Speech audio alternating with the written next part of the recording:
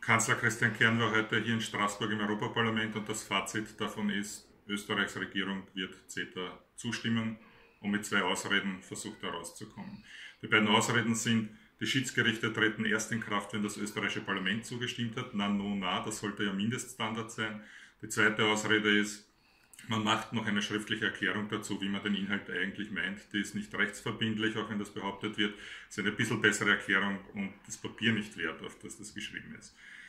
Das wurde vereinbart am Wochenende zwischen Kommission und österreichischer Regierung. Kern kommt her, trifft 30 Minuten Juncker, um danach in Österreich wieder sagen zu können, er hat einen Verhandlungserfolg.